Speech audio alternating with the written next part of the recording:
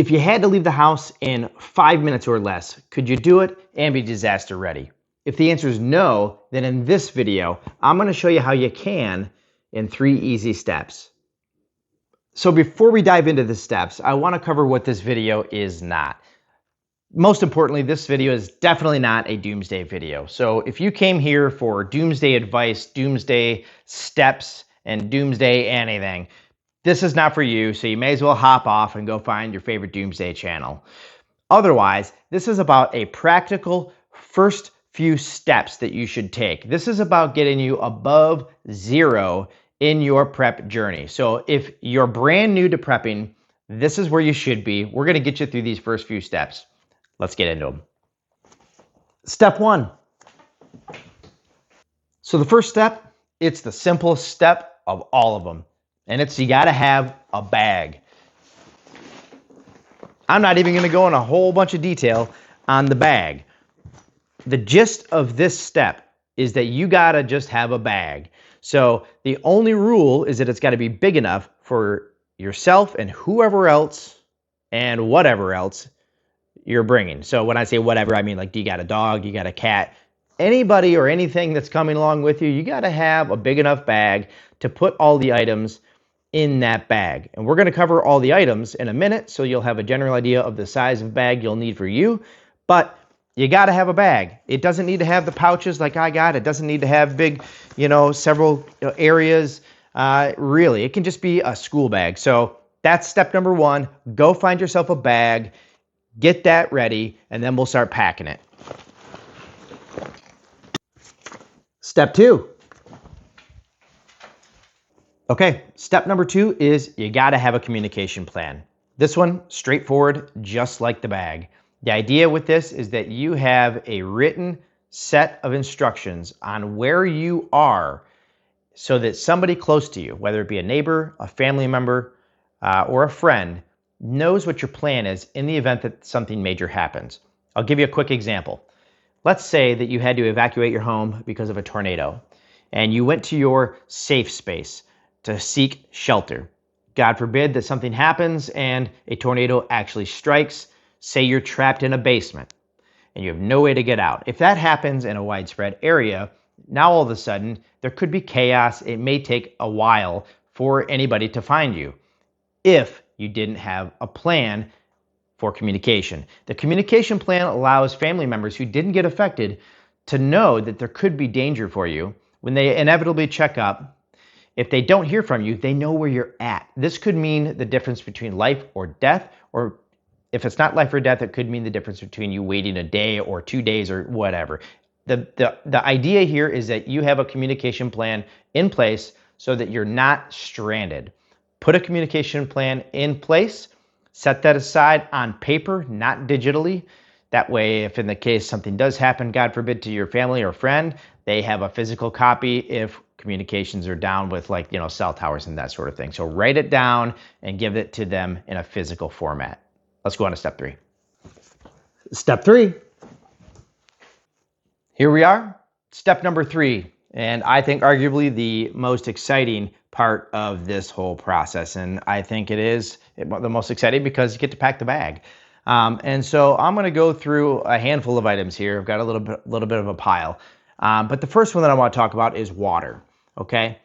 FEMA and lots of other credible sources say you should have at least 1 gallon per person per day. Now, considering that this is a grab and go bag, I don't think it's practical to have, say, for example, in my case, that means I would need 9 gallons of water for a 72-hour period. I can't put 9 gallons of water in this bag along with all the other items. It's just not practical. And so remember, this bag is about having something that you can be extremely quick with. You just want to be able to grab the bag and go, so you can get out of Dodge quick. So I think it's okay if you have a liter per person. That's probably going to be sufficient. That's going to be a sizable amount of weight. So even if you do a little bit less than that, if you need to, you'll probably be okay with that. So that's a good place to start.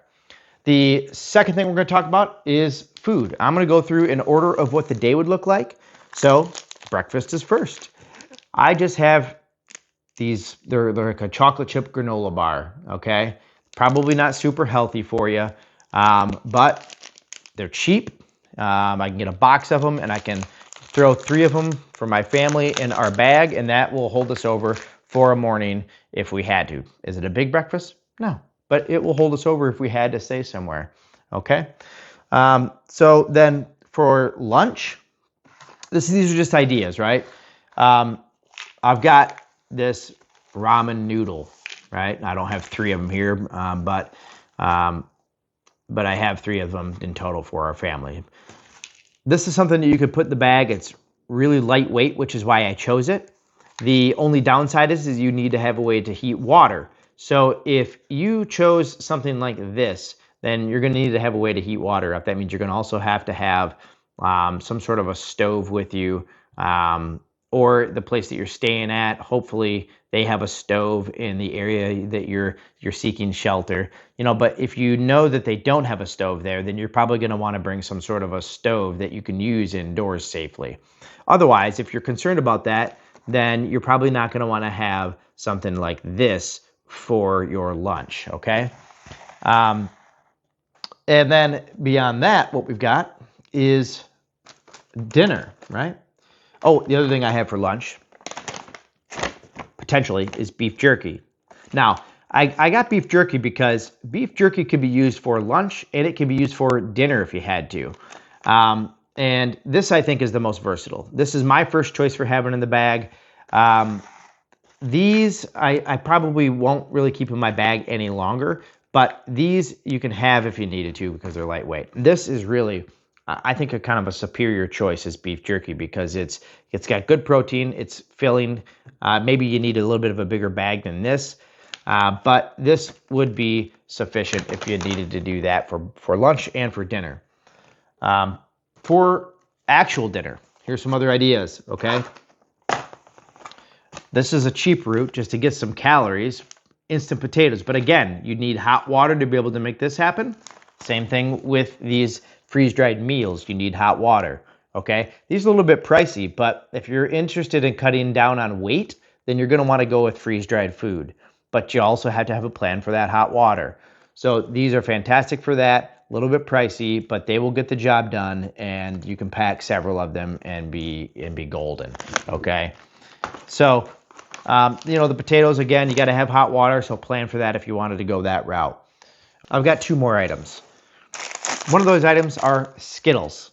Now, why would I have Skittles? That seems like a silly thing to have, right? Especially a share size of Skittles. This is actually strategic. This doesn't really add much nutritional value, if any, but I have a toddler, and guess what? Skittles are fun.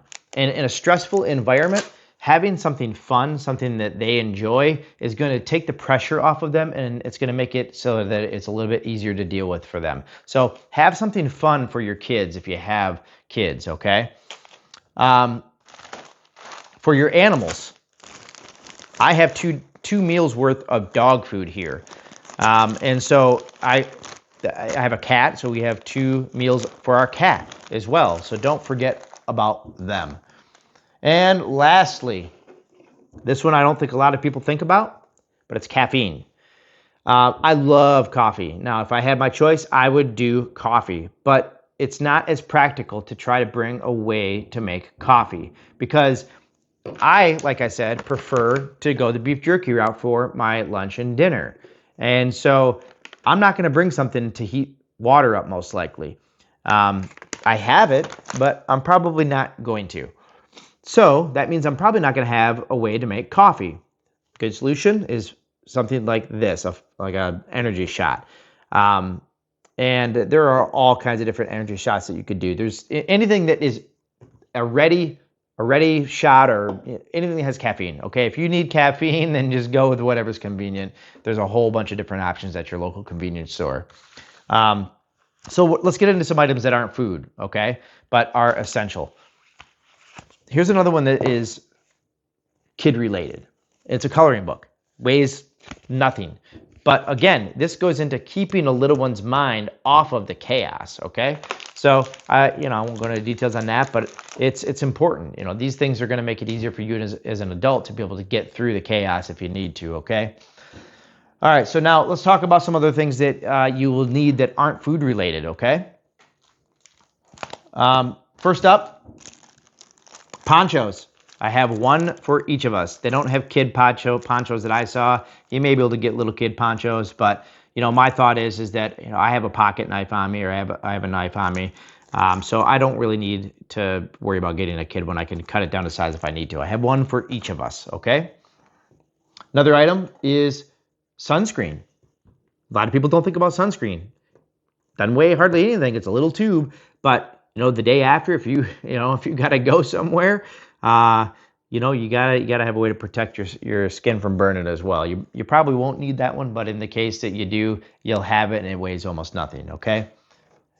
Related to the food, having silverware. Now, you could take plastic, but the reason I did not is because it won't break in my bag, and I only am getting one, or only taking one rather. And the reason is because it just simply takes up less space. No, I could get two more, but my thought is that we can eat one at a time. I can wait if I need to. I can wait in line. I can feed my daughter, feed my girlfriend, then feed me. And so the idea here, again, is that we want to be as lightweight and nimble as we can. So I'm taking only one. I recommend that you take at least one. Okay. This is a rather chintzy item, but it's chintzy because it was cheap. And it doesn't need to be that complicated, and it's a whistle. It has a compass on it and a thermometer. I have no reason to have the thermometer that I know of, so that's useless. Compass could be useful, but the big reason I bought this is because of the whistle, okay? It's a cheap whistle. If you're stuck and you need help and you can hear people and you can get to this whistle, it may help you get found in a basement where you're trapped. So having a whistle, lightweight thing to have. If you're caught for a couple days, you might want to clean yourself. Wipes. So I just bought flushable wipes. It doesn't matter if they're flushable or not. I don't think it matters in an emergency situation if they're flushable. I just chose these because they're small, lightweight, and they were cheap.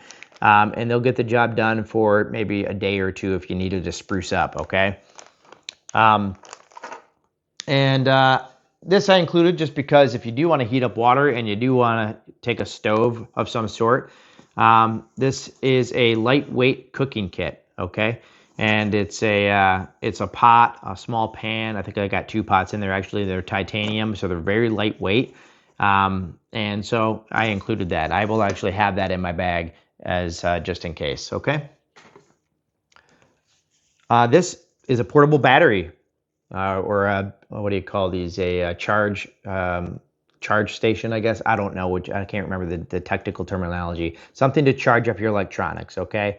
I have this one, and then I also have a solar panel one that I can keep, and it will charge, I don't know, I think 3 phones 3 times, something like that. So between them, I can charge probably 4 times overall, okay? And so that obviously could be important for charging your phone up to get a hold of people. Waterproof matches. I don't think that you need this too often in the scenario that we're talking about, but I like having them. They're lightweight, so I keep them in there. Okay, so a few other items that aren't food related that you're going to want to have in your bag are a multi-tool of some sort. Doesn't have to be fancy. It doesn't have to be as big as this one. It doesn't even have to have pliers. I just say get something that has a few different options that you can maybe work through some different things if you needed to. The ones that have the pliers are pretty good because they're work related and you might need to do a little bit of work. So a multi-tool of some sort, okay? And you just kind of go through and look at what you think makes the most sense for you and your family, a multi-tool. In that category, a knife, right? This is my pocket knife. It's just one that it's an everyday carry pocket knife, okay? It doesn't have to be this big, but a pocket knife, useful to have. Now, multi-tools have knives usually, but the problem is a lot of times that the knives they're a part of that system, and so sometimes it being bulky is a little bit harder to use, where a pocket knife can be a better tool for just cutting. And you might have to cut some of your food or something, so having a knife that's a pocket knife is good for that. Another item is a flashlight. This is a very small flashlight. It's a, I don't know, I guess an EDC or everyday carry flashlight. But you can get flashlights that are this size. You can get them that are larger. Obviously, you know that. But this one I chose to put in my bag because it's small and lightweight. It's extremely bright. It has an SOS, a red flashing SOS. Let's see if I can get it to do it here. It also has a safety feature, so that I press it 5 times and then it turns a safety feature on, so my toddler can't grab it and blind herself. Let me see if I can remember how to. Okay, so we have infrared, red. Wow, these are bright. Yep.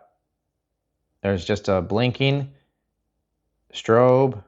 Oh, I guess it doesn't have SOS. My apologies. But it's just got those emergency options. Okay, and so a good flashlight to have. All right. Any flashlight will do. You don't have to have all those features. Just have a flashlight. Couple other items are, I have a pencil, a mechanical pencil, so that I don't have to worry about sharpening it, and a regular pen and a notebook. All good for different reasons, whether it be that you actually do have to go for a hike somewhere, so you got to jot down some details of where you're at, or whatever the case may be. It's just good to have writing implements so that you can take notes of things if you need to. Okay, it could be taking note of the time, right? That could be an emergency situation, or an emergency could be helpful in emergency where authorities ask. Sometimes they will ask you about the time things happen. So having writing implements. And this one, these last 2 items are, I think, the most important. Not this box and container per se, but what's in it. I have this waterproof container holding important documents: birth certificates, social security cards, and insurance cards, any types of important documents that you do not want to get bent, you do not want to get wet. You want to have them in a waterproof container that's, I think, best in a hard body, okay? And lastly, a first aid kit. Now, this one was probably overkill. It's big. But my thought process behind having one that's overkill is this. I only keep one in my home, and it's this one, okay? I got one that has 250 items because it has most of the items that we would need in an emergency. So if we are trapped, let's say that somebody does get injured because of debris flying in a tornado, or whatever the reason may be if you're injured, okay? This should have a lot of the items that you can take advantage of using in those scenarios to hold yourself over, hopefully, until real help comes along. And so a first aid kit is absolutely essential. It is critical. Of all the other things that you pack in your bag, I started with this. I would say start with the first aid kit to find out how much space you have. And even if you got to get the smallest one, start there so you know how much space it takes up, because you can't go without this, okay? So now, all that being said, with all this stuff, what I do to have my go bag ready is I have all of this stuff in my bag all the time. And the way I pack my bag is I have the stuff that I'm going to use last at the bottom, like on top of my clothes. Oh, I didn't even talk about clothes. That's one thing that we have to have. You got to have clothes. So I have a change of clothes for all of us, one change of clothes, because we're going to be wearing clothes when we leave. So technically we'll have 2 pairs of clothes for every person. So you'll have your clothes. I put all the other items, like the first aid kit, on top of that, okay? But I keep all of this in the bag all the time. So now if we're at home and we need to access the first aid kit, it's in the bag. I'm not going to take it out permanently and put it somewhere else if we have to use it. I'm just going to take it out, get the stuff I need, and then we're going to use it in an emergency, and then I'm going to refill it with the things I took out and immediately put it back in my bag. So there's a few items like that that you would have near the top of your bag that you may need to use outside of an emergency. The first aid kit being one. You may need to use your important documents for like a new job, or whatever you may need to use that for. And that would be about it. You wouldn't use any of these other items on a regular basis. What you will do, though, is keep track of expiration dates. So once you get all these items, just write down the expiration dates and keep track of that in a spreadsheet, on a piece of paper, or wherever you want to keep track of it, so that you can replace them in the time frame that they say that you need to. Because the last thing you want to do is just let this stuff set, and then all of a sudden, if you do have an emergency, you go and eat something, or you feed a dog something, and then you got somebody sick, or a dog sick. If it's the dog sick, it's a dog, and it's not your family or you. But at the end of the day, you don't want anybody or anything getting sick. You want your items to be actually ready. So just keep track of that, and then you'll be good to go. Okay? So that's it. That's all you need to do for a go bag. You just need to have these items for a 24 to 72 hour period in your go bag. That doesn't need to be complicated, and it needs to be in a place where you can get to it quickly and get out of your house and get going to safety. So that being said, thank you for stopping by the video. If you like what you saw, please smash the like button for me. Subscribe if you want to. I'm going to be doing similar videos to this in different categories in prepping, and I'll see you on the next video. Thanks.